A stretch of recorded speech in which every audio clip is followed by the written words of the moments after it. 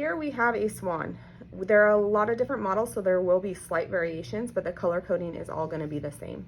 For measuring it, a thin line is going to indicate 10 centimeters, 20, 30, 40.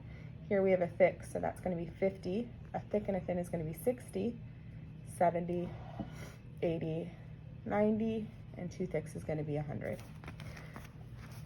Here we can see our model number, so we want to verify that when we do our cardiac outputs for our constant, referencing our Edwards sheet. Our first port is going to be our red port. So as we can see right there, it is locked because it is not in a straight line. To unlock it, you're just going to apply slight pressure. Our syringe only pulls back 1.5 mLs.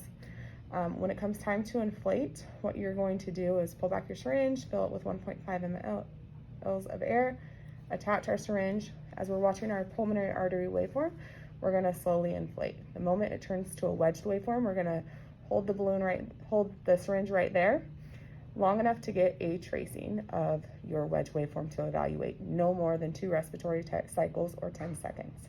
Once we hit store trace, we're going to let it slowly deflate, passively deflate. Because this balloon is ruptured, it's not going to do that.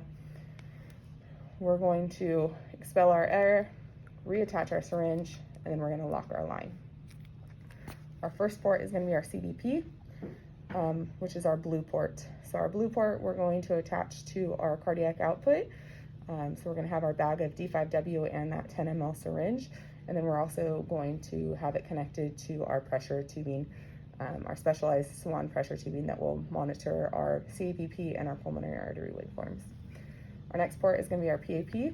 So this is what we're going to attach as well to our pressure tubing to monitor our PAP waveform. Our white and our gray are both medication infusion ports. This is where Swans will slightly vary, that not all Swans have both colors or both ports. Some Swans only have one medication infusion port. You will want to attach claves onto these, and then you can use those for medication infusion. This last port is going to be what we connect to the monitor. So you'll grab an orange cardiac output box and the cable, and we'll use that to input data into our Philips monitor.